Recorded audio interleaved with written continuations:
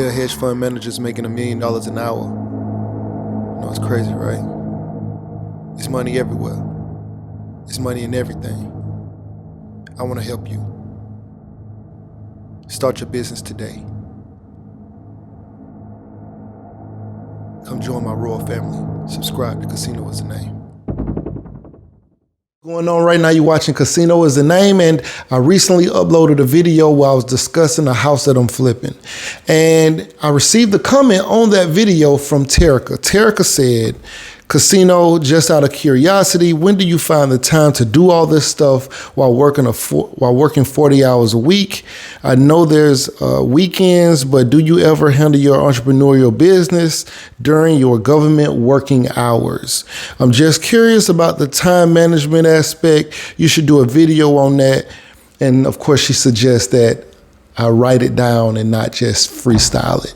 And I'm actually working on freestyling these videos. I kind of want to be the Jay-Z of these YouTube videos. I want to be able to just go off the top of my head with these topics.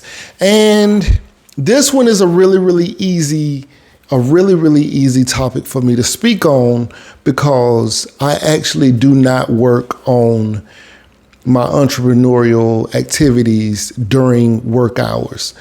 Truthfully, I'm just a workaholic. I work pretty much around the clock. As a matter of fact, today is my birthday. And by the way, thank you all for your birthday wishes. So today is my birthday and it is a Saturday. I worked today. I just got off work before I started doing this video. I just came from work on my birthday. The month of August, I worked every day for the month of August. I worked at least 30 days. I worked 30 days in the month of August, maybe 31, I don't know. I know I worked at least 30 days in the month of August. And I would actually be working tomorrow if they allowed me to go to work. So I've been working 7 days a week for at least a month, you know? So I'm a workaholic and I've been dropping these videos. I'm sure you guys have seen, I've been dropping these videos pretty consistently lately. And there's other business activities that I have going on that I'm interested in pursuing. And for instance, I had an orientation for something, a business thing that I'm looking at getting into, and they had an orientation for it, but they had it at 6 o'clock. I got off at 4:30 and I made my way to the orientation. Took me about 30 minutes to get to the orientation. I got to the orientation, stopped, grabbed something to eat real quick, ate it on the way there, went to the orientation. I got to the orientation at about 8:30, 9 o'clock. Maybe I got home around 9:30, 10. Came in here, recorded a video, uploaded that video the next day. And so sometimes if I have work, say I start work at 8, my job is from 8 to 4:30. And so if I work 8 to 4:30 Monday through Friday, I may set this up and record a video that morning at 7 o'clock or 7:30 for maybe 15, 20 minutes. And then I work.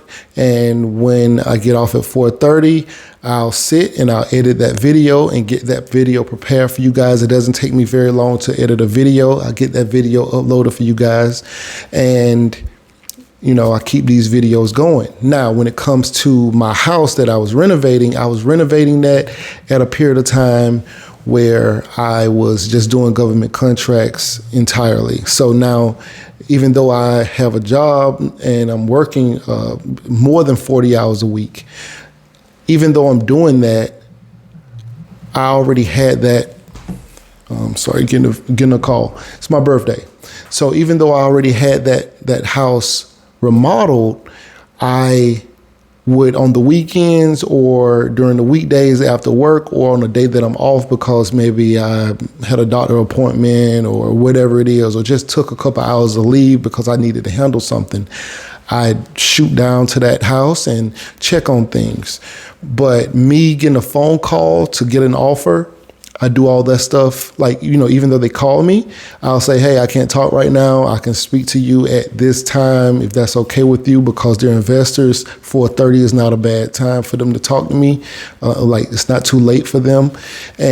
Or it'll be like, hey, I can take this call at lunchtime, but I never really overlap. I never overlap my career and my entrepreneurial stuff. So that's why I said this video is actually really easy for me, because during those work hours I work, but before those work hours I might do something like record or make a couple calls if there's an organization like a company that's open during the day at 7 in the morning, 7:30 in the morning. But if they open at 8 o'clock, then I'll probably call them on my lunch time or something like that, or either just catch them when I get off work. A lot of the banks that I speak to, they are open till 5. So from 4:30 to 5. So as soon as 4:30 hits, I'm on the phone. I don't really find a need or feel a need to work extra outside of those hours. And everybody has the same 24 hours in a day. You know what I'm saying? So I think it's more than enough time to get all of your entrepreneurial things lined up and going and things like that, and as well as taking care of your 9 to 5 if you have one. Even if I had a business, as a matter of fact, I was probably busier when I was a full-time entrepreneur, because I was requiring a lot of my time to manage and to oversee and to just to facilitate certain things. So this having a 9 to 5 gives me actually way more flexibility when it comes to doing anything outside of that that's entrepreneurial, especially things that are more passive.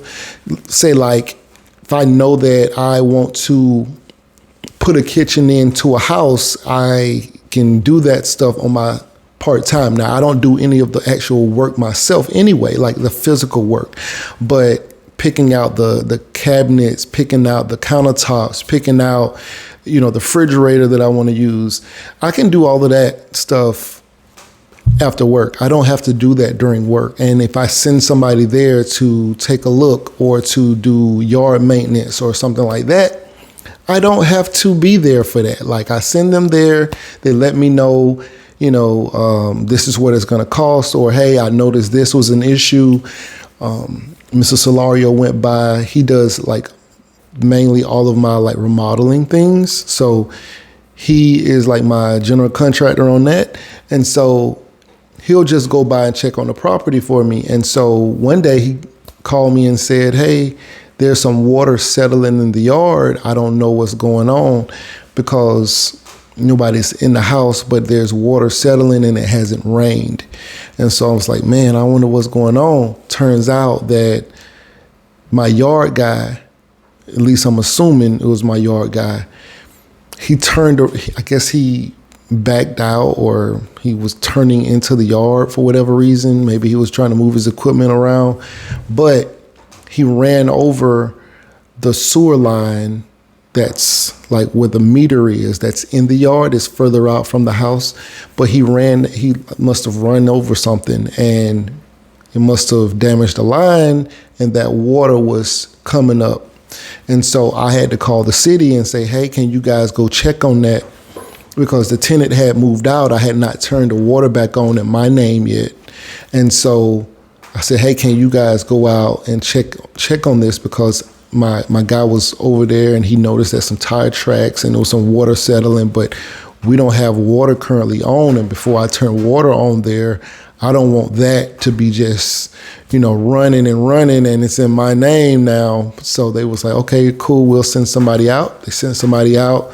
They took care of it. But none of those things required me actually be there. So a lot of that kind of stuff is like that. But I still as well go by there and check on things if we're talking about just that house.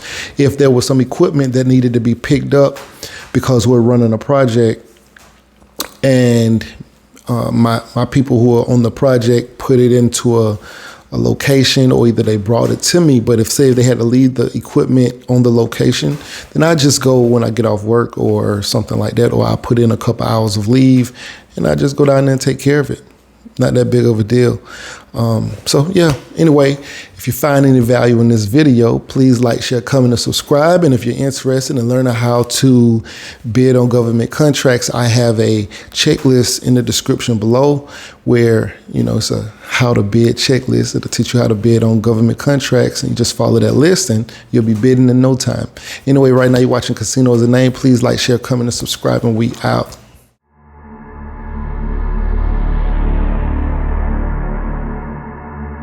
There are hedge fund managers making $1 million an hour. It's crazy, right? It's money everywhere. It's money in everything. I want to help you. Start your business today. Come join my royal family. Subscribe to Casino Is the Name.